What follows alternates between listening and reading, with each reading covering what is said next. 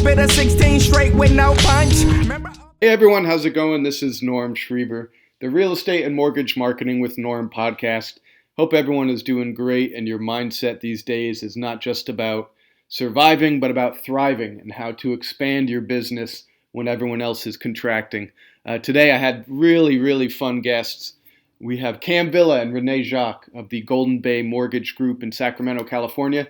I'd actually heard about these guys for years from other realtors and business coaches and people in the mortgage and real estate community in Sacramento, and had never actually met them. Well, now after doing this podcast, I know why they have such a great reputation and really good energy. So hope you enjoy the podcast with Renee and Cam. Take care, guys. Well, what's up, fellas? So honored to have you guys on the podcast. I know we've all been in each other's orbit in the Sacramento real estate and loan community for a while. So I'm super stoked that we could actually get on the same page here. So thank you guys for joining me. Thank you so much. Yeah. And you guys want to start off just by giving a quick introduction, who you are and what you do and what you do so well, if you don't mind. Yeah. My name is Cam Villa. And my partner and I, Renee Jacques, we own Golden Bay Mortgage Group. I'm born and raised in the Sacramento area. I've called Northern California my home my entire life. I live in the city of Sacramento, and I am married, and I have a daughter, 6-year-old daughter named Poppy. Oh, nice. Yeah, shout out to Poppy, huh? Go Poppy. And how about yourself, brother? And I'm Renee Jacques. Obviously, like Cam said, we are co-owners of Golden Bay Mortgage Group. I'm originally from the Bay Area. I came up to Sacramento in 1998 to attend Sacramento State on a basketball scholarship. I was able to use basketball to get a free degree in business with a concentration in real estate and went right into real estate afterwards. So I started back in 2002. And actually at the end of 2001 is when I technically started working for a title company. But since then been loving every bit of, well, maybe not the crash, but the majority of our industry for going on 19 years now. Yeah, so you guys have been, you guys are both young, but you've been around the industry for a while and have a good background there.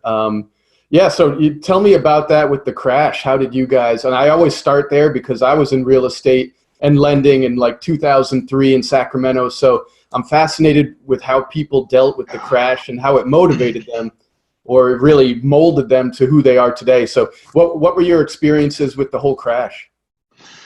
For me, I've always been a loan processor, so I've always been responsible for operations.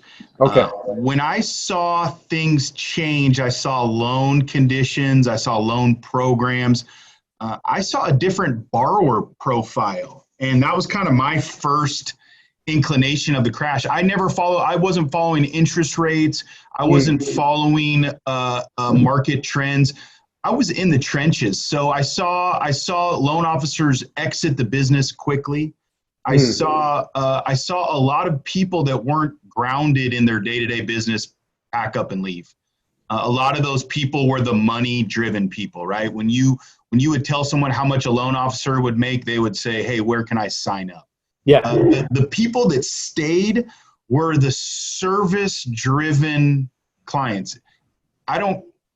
Okay, we all get paid at the end of a transaction. That's great. But I just love the interaction with the person. I love answering questions. I love making sure when they're stressed, anxious, a lot of anxiety going on, that we do our job at that point. I mean, we're advisors. So that, that's when I saw the crash. I saw people leave that weren't advising. They weren't adding value like we're saying now. I mean, we were doing that back then. So that's kind of what I saw.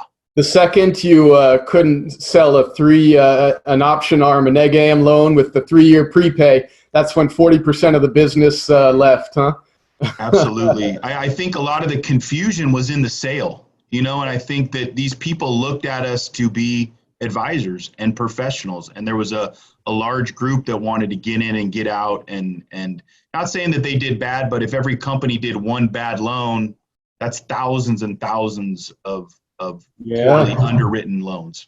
Yeah. And how about you, Renee? How'd you stick it out through the crash? Man, so to be honest, that crash was probably the single most influential piece to how I am today. I'm talking about personally and business wise. Man, I always refer back to that time. More bigger picture. It was about going through that process and personally not having low overhead, the uncertainty of what it is. In the crash literally crashed my life as well. That was a huge thing. But when it comes to business now, that's the reason why we're so attention to detail. That's the reason why we stress not maxing out your ratios. To be honest, the clients that we put into loans correctly at that time, yes, their values dropped, maybe 200,000. It wasn't great for there, but barring a loss of job, they did not skip a beat. They did not have to sell. They were in a loan that was fixed. They didn't have to panic like half of the Sacramento region had to do. So you know what happened at the end of it? Not only did their values go back up to that or higher than what it was before, but they were on a 30-year fix. They got 20 more years left. They didn't blink an eye when it comes to that. That is the conservative, smart, sound financial decision things that I talk about with clients to this day. And I live and breathe low overhead, make as much as possible, be very smart with it all, but keep your overhead low. It keeps options open. That's great for personal, business, and everything. So yes, and that's not easy to do personally with your own bills and your budget when we're all making money. I mean, every jackass and their mother was in the business, including me, so it was a lot of jackasses in the business. But, when you make X amount, it's hard not to raise your level of spending and your lifestyle. And let me get this car. Oh, it's for business. Let me get this nicer house and stuff. Yeah. But it's also for consumers at the time. That wasn't a fun conversation saying, well, look at a 30-year fixed. Well, look at a 15-year fixed. I mean, rates weren't compared to now. Rates weren't great. So you guys have been preaching financial prudence for decades now, almost, huh? I would agree. I would agree with that statement. I think that, and I know a lot of loan officers and real estate professionals can attest to this. There are very many set steps in the loan process that you can't get around. The application, the running of credit, the review of documentation, the review of a quote and a fee sheet. These are things that should be present on every single loan transaction immediately out of the gate. And a loan officer should be able to explain those in the language of the borrower. And to me, that was the part that I think Renee and I excelled at. Renee and I want a first-time home buyer. I want someone that may have been jaded on their last loan transaction. I want those individuals in my office because that is an attempt for us not to create a client, but to create someone else that can be an adversary on behalf of Golden Bay, right? This happened to me before. These guys sat me down. There's no obligation to this, right? So that's something that we always stress to people, that you're not wasting my time. You're building my time so I can hopefully build a homeowner. And that's something that Renee and I, it makes the job easy and fun. I mean, it's been a very stressful 2 months in our industry, right? A lot of changes. Every day I'm anxious to work with this guy next to me, right? That's what we came out here to do. And that makes it easy. Fantastic. Yeah. And let's talk about that. Let's transition into Golden Bay Mortgage Group. And I see the nice big logo on the wall behind you there. Yeah. Representing GB. Hey, on my jacket, all my clothes. My wife gets mad because everything I have has Golden Bay. But I love it, man. I love everything about that we put out there. Hey, I want some swag, man. Send me some hats. I got your address. I'm still right on the pink flamingo shirt. I'll put your guys' banner. I'll sew it in right there, man. What's your size pre-COVID-19? I'm extra medium. I'll tell you afterwards, man. No, but seriously, you guys, tell me a little about Golden Bay, because you guys have a terrific reputation in the industry. Yeah, we're a nice small brokerage. When I say small, we're a brokerage of 16 people, but we have 9 loan officers. We're small but mighty. A lot of people wouldn't think that amount of people is a small brokerage, but you know what? We crank out a lot of loans, and just so you know, the way that Golden Bay came to existence, Cam and I were both at an existing company before, and we always were trying to improve the process. We found ways that we thought should be better for our client experience. And you know what? Instead of trying to fix it for somebody else, we said we're going to step off the ledge together, and we're going to focus on changing everything. So literally we got into this side, it's about 6 years ago, and we've changed everything from how we talked to how I work a lead in the beginning, how that communication is. Obviously during the process that has been picked apart, but even post closing and everything like that, literally every step, Cam is the best at it, breaks it down. What are we doing here? How can we tweak it? How can we make that customer experience better? And that's always been our focus. So this, even with us closing a ton of transactions, it's always, you never feel like you're just one of the transactions. We are putting personalities in. We are going to always make it feel very small and personable. And that's our ultimate goal. And that's why we're different. That's fantastic. And you guys also have great synergy together, right? I mean, you guys have different skill sets and the way your minds work, I could always tell. So why do you guys work so well together, and why does that, of course, benefit your company? Yeah. Renee mentioned his basketball collegiate background, right? Yeah. I was a rugby player in college, and I think Renee and I took a whole lot of our sports background, right? I wasn't the best athlete in college or in high school, right? But man, when I got to the college level, man, it was all about putting out, the effort. And to be in that environment, to play in big games, to play on a team, to look your teammate in the eye, man, I come into the office every day and I'm not afraid. I'm going to swear right here. If someone tells me my shit sucks, it's going to happen in your life. People are going to come out at you with comments like that. I'm confident in our process that we've created. I'm confident in our company. I'm confident in the products that we provide to our clients. So if someone comes at me with a comment like that, I'm mentally strong enough to know that that is their opinion, and it's my job to show the facts, to be of service to them.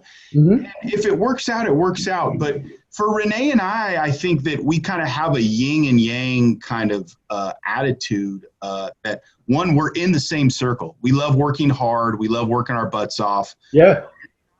Renee and I are different. One example is, and I joke, Renee and I, our families hang out. We have the most awesome time together. You come to my house, TV's not really on. You know what I'm saying? Like, and that's not saying that we're not on our phones and doing kind of stuff. When I go over to Renee's, the game's on, sports on. I love that atmosphere, but that's not the same at my house. So, we're two very different individuals, but man, I have never found a greater bond with someone that I've worked with. And sometimes we have to say we're not only best of friends, and we kind of have to separate that because we have a mission, and our mission's bigger than our immediate friendship. And that is an amazing feeling, knowing that we have one of many purposes together. That's fantastic. So I mean, that was from the heart, man. I mean, I love it. I love it because it seems like outside looking in, you guys not only are putting a lot into the business personally and growing your own careers, but you created something bigger than yourselves. And you use the words like purpose and your direction, your motivation, and you guys have built a system that's bigger than yourselves, right? So Renee, if you want, talk a little about that Golden Bay system, why it works so well.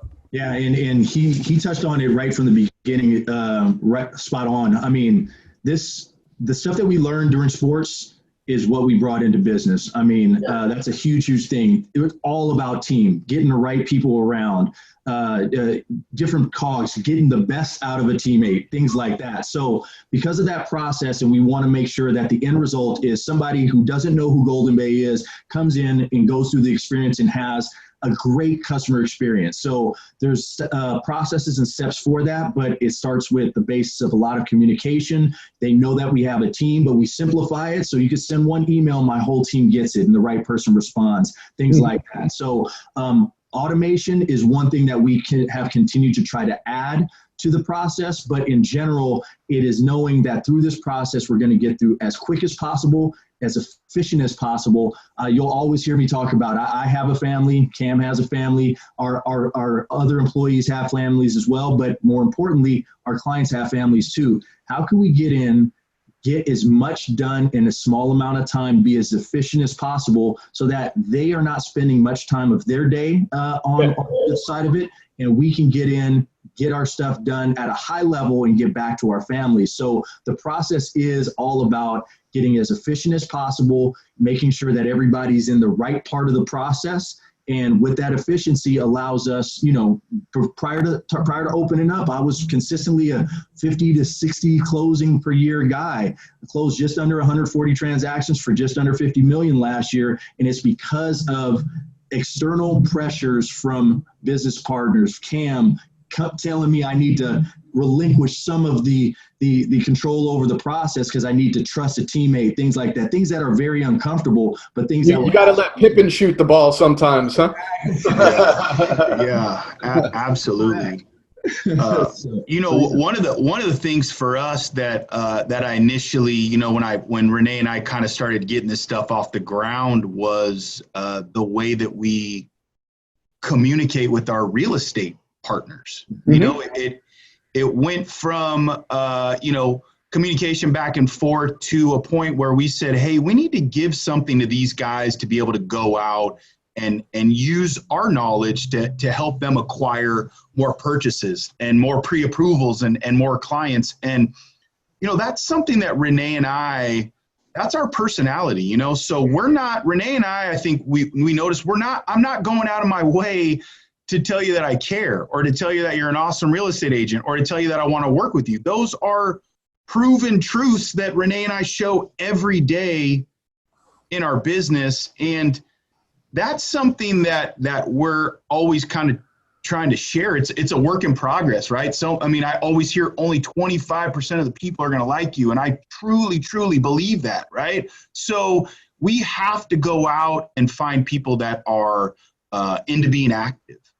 Into working out, into sports, into family, into, shooting the community. You guys do a lot in the community, personal development. You guys are across the board, right? You're living it. It's interesting. Yeah. And you mentioned something about realtors. So I'd love to ask you about that. So you're saying it's not about, let me take you out to Starbucks and pretend you're my best friend. And that really, a lot of lenders do that with 50 realtors, and it's real inauthentic, and they sort of kiss ass and send some gifts, but it's not a real relationship. So from what I'm hearing from you, you guys actually bring the meat and potatoes. You bring something of value, some tools that they could use, something that's tangible for them, and the relationship builds on top of that naturally, right?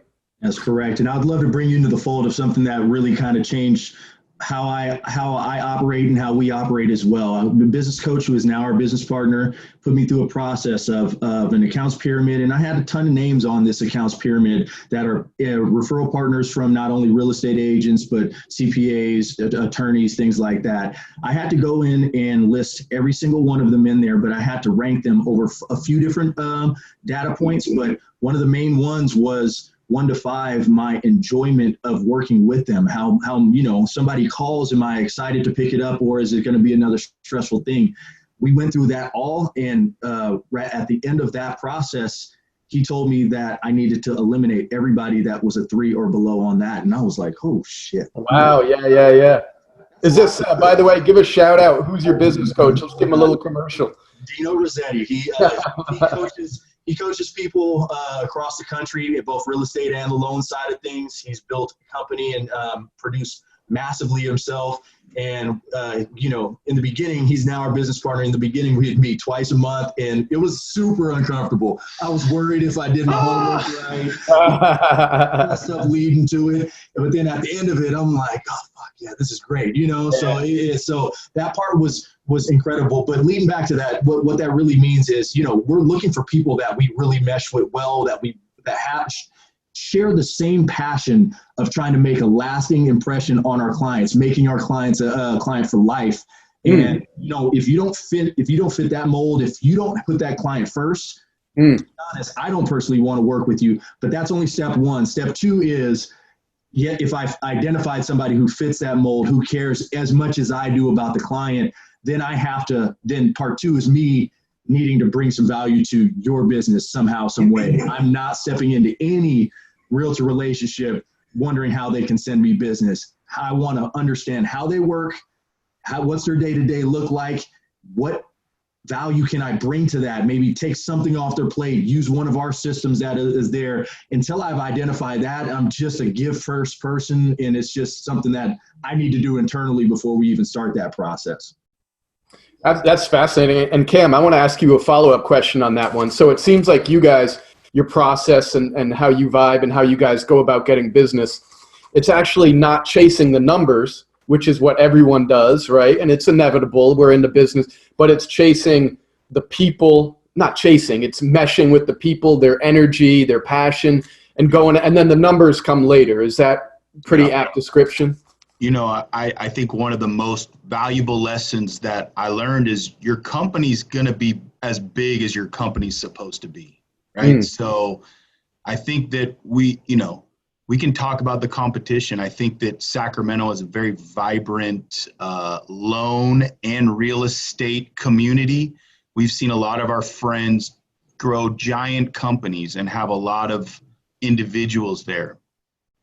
I think that, as attractive as that is on possibly a revenue side, Renee and I are very comfortable and excited and challenged about, the direction of our company. We are in a growth process, but we are not going to add someone that does not fit into our environment, and I think a lot of that to me is wanting to train and get better. I think that we have to acknowledge that the real estate agent is part of our business. And there should be no fear in the courting of, in the communication with, in being involved with real estate agents. It's an amazing part of our business. We have met some of the most wonderful people that are some of our closest friends that are real estate agents. And I just get so much energy from them, because in a way, a real estate agent is going into a transaction with nothing. They're finding a client that is engaged. Now they're going to find a home based on these clients' interactions. And to me, even though Renee and I are originating and find clients and putting the numbers in front of them, and the numbers don't lie, what real estate agents are doing on a day-to-day basis it's amazing to me. And how can I not want to be a part and support that engagement? Because at the end of the day, holy crap, man, they got a hard job too. And if I can do what I'm supposed to do on my side, and the financing is not a game to me. I need to make sure that I make those promises. And now over this last 2 months, promises, it's more like probable. But at the same time, I have to check the boxes where they need to be checked. And that's the part that Renee and I can offer. Because I mean, again, dude, those agents, it's just it's energizing to be around them. And I think that's what's changed Renee and I over these last couple of years, is finding those. I think what you guys are doing too, from what I'm hearing, is you're making the realtor a teammate, to use a sports analogy, right? And that's why there's not a big divide. That's not a big wall where you're afraid to have those tough conversations, where you're nervous to talk to them if there's a problem. You guys are like teammates that are, in practice, swearing at each other, fighting, but it's so everyone gets better. And then when it's game time, everything goes smoothly and you're both better for it. So to extend that sports analogy, I know you guys are both big sports guys, basketball and rugby. One of them a man's game. I'm not going to say which one, but just joking. I'm a big hoops fan. All right, no. 90s hoops. That's my hoops, man. When it was actually more like rugby on the court, right? That's when I loved it. Yes. And East Coast hoops. East Coast hoops is a little different too. We beat each other up because we have no skills, so that's all we could do. But yes, you're right. Tell me a little bit about how you guys actually attack work from an athletic standpoint. And Renee, you wrote a whole book about it, so if you want to share a couple pointers. Yeah, well, I'm in the book isn't finished yet. I'm in the middle of it right now, and it's the title of it is The Athlete's Advantage in Business. And you know what? That's my foundation. I know for me, I was a very undersized shooting guard. I thought I was going to be a little bit taller than I am. I'm only 6 foot tall. So I had aspirations of making it to the NBA. Didn't work out, but I had basketball has helped me out tremendously in life lessons in general. I didn't know in my process through sport how much it was setting me up for the ability to take off in business, man. Just leadership, speaking with the media, being a leader in front of my teammates, and how do we deal with the crazy teammate, the rodman on the team, or whatever the case may be, So, that was setting things up for the long haul. But because I played with such good players, man, I was on some incredible teams, multiple NBA players, our travel team. In high school, more than just Sac State, right? Your high school team was stacked, right? Sure. My high school team and the travel team that I played on, were just absolutely loaded. We were top 25 in the nation from sophomore year on for my high school team. And for my travel team, we were top 10 in the nation, and we had multiple NBA players on it. So I was around a ton of talent. And although I was undersized, had big heart, my only advantage was to outwork anybody, whatever it was. So I'm the guy who literally would show up to 24-hour fitness in the middle of the night to get my shots up because nothing else was open at the time, So if you don't think that translated over into business, you'd be absolutely wrong. Waking up earlier, staying up and getting an edge on my competition, studying the competition. Mindset is everything for me. So getting up, getting ready to dominate the day, making sure that you can't be, your day can't be shaken by if there is a problem on a file, or things like that. But I also have to have the ability to transition to my production is one thing. I'm leading a team now, and being able to translate what I'm doing right, give that to my loan officers. I want to and hope that sooner than later that I'm not the top producer in my office, because we're developing some incredible talent. The people that we're with have everything it takes to be much better than I do. They just have to take that initiative to do it. So that's what the basis and the ground floor is for what Golden Bay is. That's true leadership. They say leaders eat last, right? Mm-hmm. And that's what you just encapsulated. Cam, you had a different background with athletics. We said rugby, but I want to ask you about how struggles with your injury in particular. You had a bad leg injury, right? How the struggles that you've overcome or adjusted to or moved on from, how that's actually made you a better loan officer in person. Yeah. So, after my rugby career, I was a rugby coach. So I've coached like youth, high school, college, all of them. That was part of my doing. I love the service part of it, right? Like, let's plant trees that you're never going to sit under the shade of, right? So like giving back to me, that was big. I was injured in a rugby alumni game around 2010. I shattered my leg in a rugby game. And I was in the hospital for 8 days. I owned another mortgage company at the time. And I called my partner and I told him what was going on. And he had to go hire an entire staff to replace what I was doing. Wow. And that was the first time in my life, though, that it struck me that, I got out of that hospital and I got in a wheelchair and I wheeled into work. I probably should have laid in bed for a month. And I went in there and I just thought I was the toughest guy in the world and work above everything. And if anything, it totally changed my outlook of the importance of work versus family.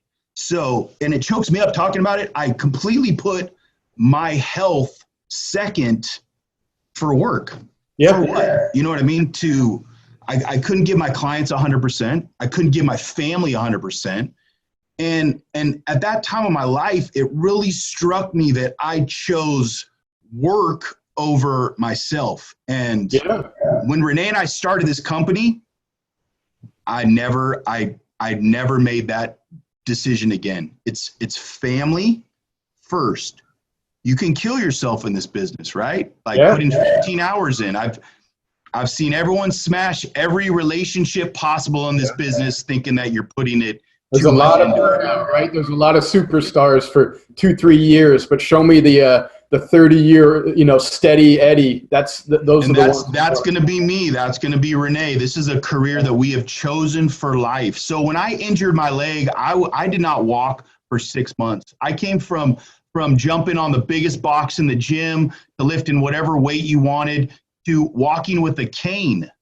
To feeling that I needed security or protection when I went into like a tougher area or, somewhere at night. And when I had that feeling, I knew that I had to change something internally. And that change for me was being open to working hard and building it every day, right? This shit is not built with a shovel. It's built with a spoon, and it's built with a huge pound of dirt. And Renee and I are going to attack that mound every single day. And that's the way that I had to look at it. So I had to slow my life down 100%. I had to look at it day to day. I had to look at trying to get better every day. I had to stop taking on people's assumptions, the way that other people felt about things. I just had to control the way that I felt about them and I dealt with them. And probably that's the biggest thing that happened because I felt like I wanted to die, man. Like I couldn't walk, I couldn't run, I couldn't do anything. So to be in the mindset that I am today, man, and I'm strong as heck now, man. I'm just not gonna. If a mountain lion's chasing us, save yourself. I'll sacrifice myself for the group, but that's the only time you're gonna see me lay down now. You know what I mean? So being in that situation has really motivated me to try to create a more positive mindset for everyone around me, right? Because if I'm a grump, fuck, Renee's going to be grumpy. My wife's going to hate me. My kid's going to be mad. It starts with me. And that's kind of what I'm a work in progress, man. That's what I'm trying to work on every day. My wife will say he's working on it, but that's what I'm trying to do, man. Yeah. And you guys, we all should do it as we get older, or in business, you can't just outwork, your problems and the market and this and just put in the coal mines 20-hour days, 15-hour days over a long period. You're better served to be focused. And it sounds like you guys, one way or another, through athletics, learned maybe at different points in your lives to be strategic, to have focused work, not just work just for the sense of putting in hours, which is fantastic. That's really where your customers and clients benefit. Let me ask you guys, switch gears and ask about Sacktown, because we all have love for Sacramento. Of course, I lived there a long time, and I still probably should. I don't know why I don't. Come on. Yeah, I might, man. I might. But I wanted to ask you guys how you love Sacktown and what your impressions are as Sacramento has really grown over these last, 5, 6, 7 years. Yeah. Yeah. I mean, I'm the one who didn't grow up here, but I even though I still have a 510 number, because when I started in the business, people started using that number and I cannot change it as of right now. I've been here for the majority of my life now, since I've been here since 98. So you know what? One of the things that I just love, there's many things that I love about Sacramento, but man, it's just awesome to see this community continue to grow and change. Thank goodness the King stayed, and you could see downtown just absolutely transforming. And I've been, front row to see all of that. But you know what, for me personally, it just hits home. The diversity is something that's huge for me. I'm a mixed kid. I growing up in the Bay Area, although a lot of things were tolerated, it's hard because I never felt I was in one group because I was a mixed kid.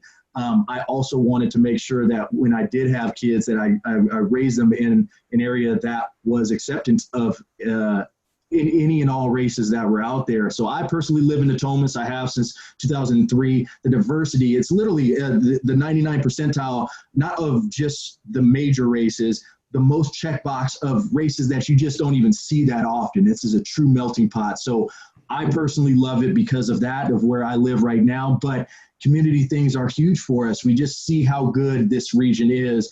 I will give a big shout out to some of the real estate agents that I work with. I know Chris Cezanne, he's a leader in the industry, when it comes to helping in unfortunate situations, helping restaurants right now, always raising money for others. The Leukemia and Lymphoma Society, we raised a ton of money for that. We're a big fan of that. So he's helped me get out and help the community a lot more. But in reality, everything, yes, we love what we do, and we help a lot of people when it comes to that. But the fact that we opened up Golden Bay has just opened up our ability to help other people, man. And that's really what it's about. Yeah. And I love Sacramento and I love my community. I have a kind of a different story. I grew up in Arden Park. My mom was a teacher at Mariemont Elementary School. Shout out to Miss Grovehog. That's the neighborhood that everyone wants to live in now. Right now, I live in a neighborhood called Colonial Heights, which is south of Broadway, man. So it's, Tahoe Park, Oak Park, Colonial Tract, Colonial Heights, Fruit Ridge, all of these neighborhoods. And, I think I live in somewhat of an underserved area. And so for me to be part of this community is awesome, man. We got events going on in our park. I run a kickball league. We got real estate agents in our neighborhood that are doing a ton of work, and I think that's the theme, is that guys like Renee and I, mortgage brokers, real estate agents, insurance people, we're supposed to be in the community. Yeah. And it's our obligation to be part of your said community. So, I love our companies out in Natomas. If you want to see where Sacramento is going and growing, man, just take a drive out to Natomas. With the new builds, tons of new schools, new storefronts. It's an amazing growth. So I love being in this area. My house is 100 years old. My wife won't let me move into one of these new. I'm a fan of the old houses too. Yeah, I'm a big fan of and older real neighborhoods that aren't gentrified. I'm a fan of both those things. Yeah. I got a small house, man. I'm in a 2-1. So we're all fighting for the bathroom. People are probably rolling their eyes right now, but that's a big part of Sacramento that I think people don't realize is there is these huge communities of these two-bedroom, 1-bath houses, which is why we need more of these new builds, newer communities, because it's hard to have a family of 3 or 4 and live in those neighborhoods. But I just love everything about Sacramento. It's so awesome to see the growth. That's cool to see both perspectives, because I relate to both. I came out there from Connecticut, and everyone, at that time, 2003, a lot of people from Sacramento were talking trash about it. Oh, this place sucks. I'm like, nah, this is cool. This is actually great, and San Francisco, LA, you're dealing with parking and insane prices and the whole bouginess. And, I know Oakland's a little laid back, the anti-San Francisco, right? Yeah. But I see a lot of good things in Sacramento. I love the diversity, and it's not just the numbers. I think if you look at the numbers, it's the most racially diverse city in the country. But it's not that these people are in this area. Everyone is mixed in together, which is beautiful for the most part. And it's also religions. I had a lot of Sikh friends, and I got exposed to all these different cultures. I was showing up at the Filipino barbecue, and I was actually on time, and no one else was there. So I learned a lot. But we all love Sacramento for different reasons. But I think it's a great place. Yeah. I wanted to ask you guys, switching gears again to the market, the economy, some serious stuff. We're filming this, April 29th? So we're in the middle of, some craziness. Where do you guys see the actual mortgage market and the economy heading a week from now, a month from now, 5 years from now? What's on the horizon? Yeah. I think as a consumer, the best thing that you can do if you're looking to purchase or to refinance your home is improve your credit score. I think that's one of the biggest changes that I've seen on the immediate front, is that a lot of lenders are just removing products for borrowers that have a lower credit score. Under 700, right? It's a different ballgame. I would say under 700, you're looking at a different ballgame. And, I think that there's consumers, and I'll let Renee really dive into the mortgage stuff, but I think consumers are kind of at a crossroad right now, right? You have this availability to some lower interest loans, right? You get rid of these credit cards, they lower the Federal Reserve. So as a consumer, what path are you going to take? Are you going to make an attempt to pay off these debts? Because debt is not a tool. You can chop it up however you want to look at it. It is not a tool for your survival. And, I think people are going to have to either make a decision. Do we do our best to get rid of our credit card debt in this current environment, right? People have lost their jobs. The budget has tightened tremendously. Yeah. What's kind of the next step? So that's kind of what I see for the consumer is improve your credit score how you can, try to limit your overall debt ceiling.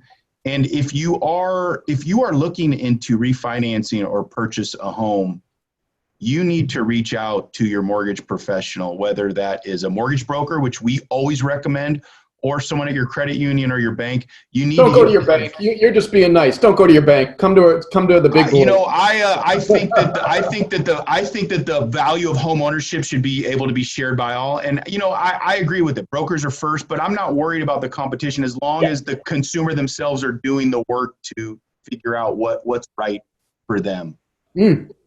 How about you, Renee? What are you seeing out there, and where is this whole thing going?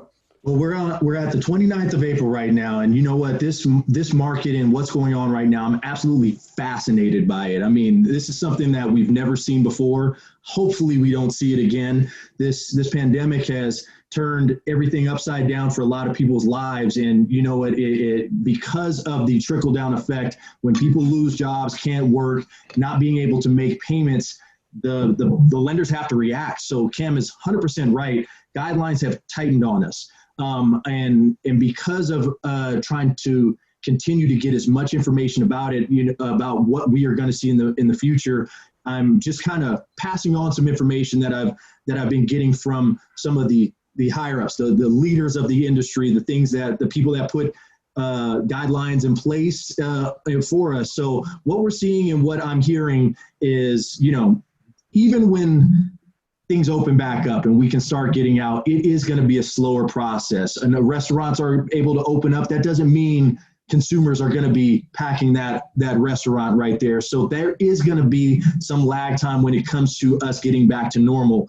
Because of that fact, with the Fed and everything like that, that lends a low interest environment going forward. They are going to want to help simulate this recovery by keeping the borrowing of money at a low interest rate. So there's an opportunity when it comes there. However, when it comes to the lending side, once people go back to work, once it becomes not a situation where people aren't able to pay their bills, I do believe in what's been reported back that these creditors, the money where it's coming from, will go back to lending that money, to loosening up those guidelines again, because that's where the hesitation to lend comes from, is the ability to actually receive payment. And when people aren't working, that's not there. We believe that's going to go back to normal. So they are predicting a very strong quarter 3 is where the recovery starts to happen. Quarter 4 and quarter 1 of next year,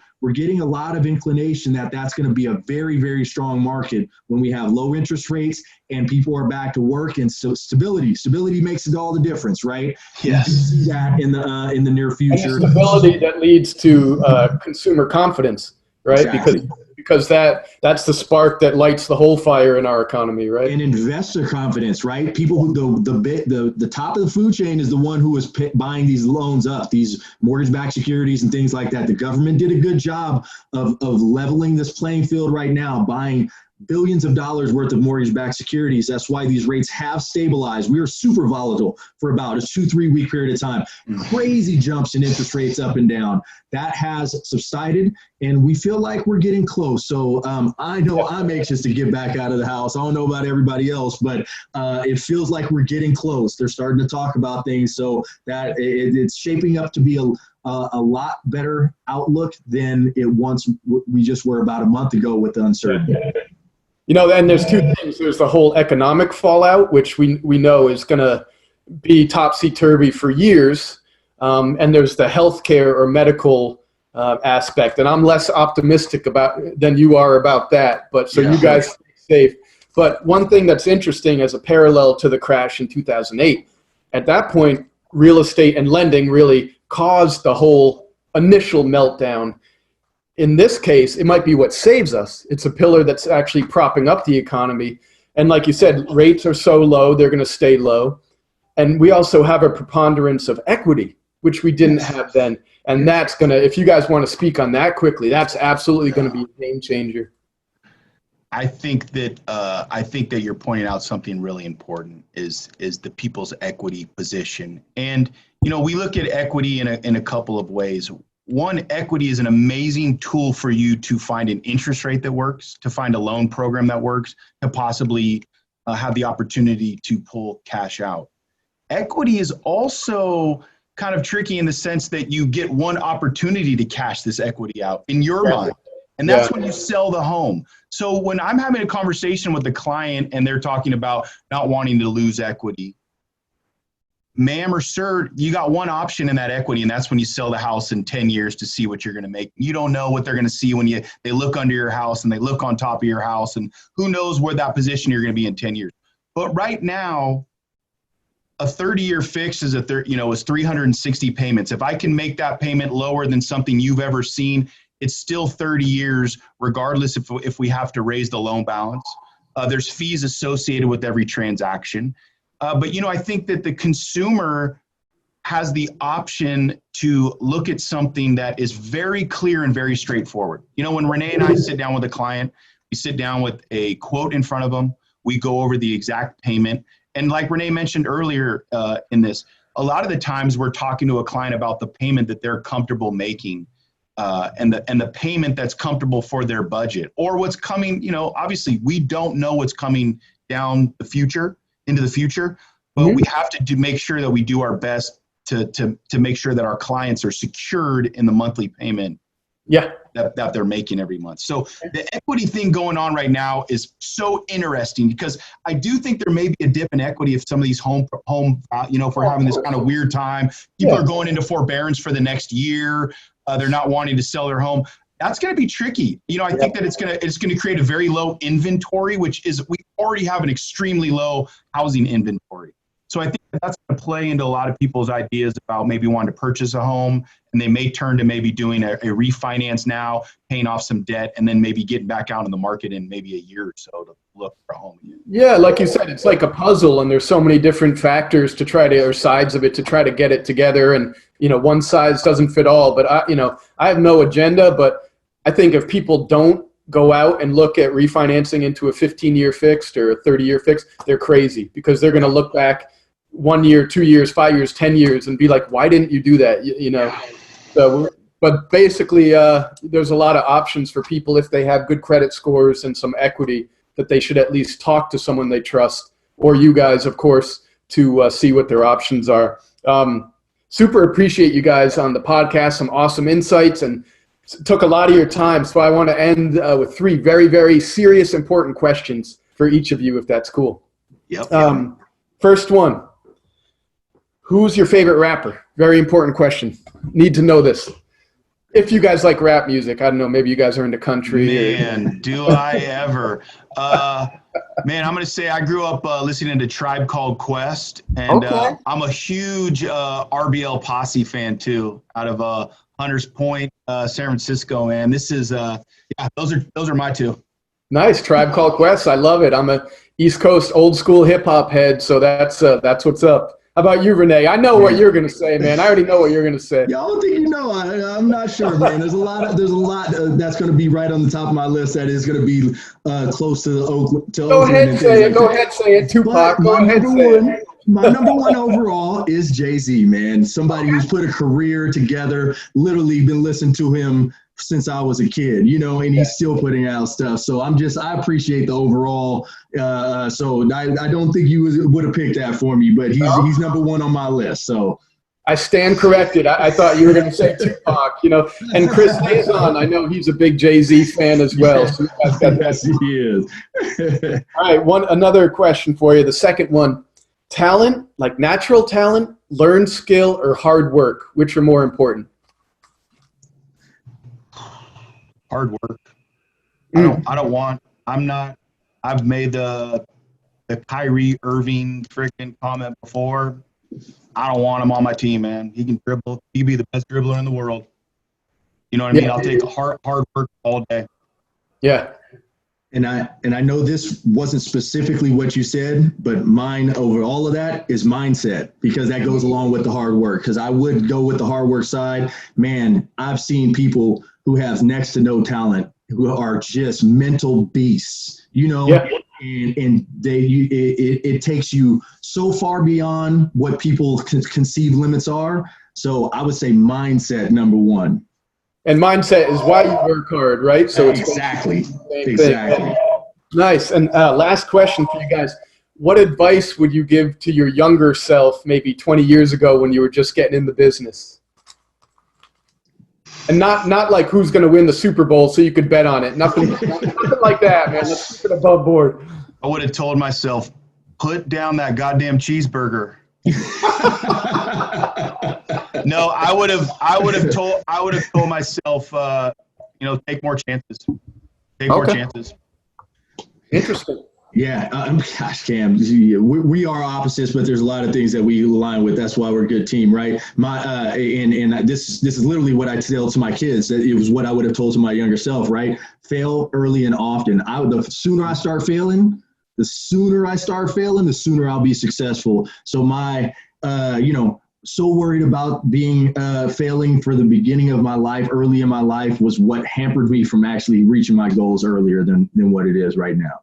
Yeah, that's fascinating. I love it. And if consumers out there, if realtors out there, anyone that wants to get in touch with you guys, how do they find you? What's your contact info? Yeah. We are Golden Bay Mortgage Group. You can find us on Facebook or Instagram. Our website is www.gbmortgagegroup.com. We are located in Sacramento, California. We are licensed in all of California, so we are happy to work with any realtor or client anywhere in the state of California. Our address is 1143 North Market Boulevard, Suite 1, Sacramento 95834. You guys, when this thing comes up, when we get rid of this stuff lifted, we always encourage our clients, our customers, everyone to come into our office, hang out, kick the tires, and enjoy our culture with us. Beautiful. Well, thank you so much, guys. Really appreciate your time. And you guys are doing some amazing things in the community and also for consumers. So appreciate you guys. Thanks for being on the podcast. Thanks Norm, so much, thank you Norm. so much. All right. Yeah. Then we do the Hollywood thing, right?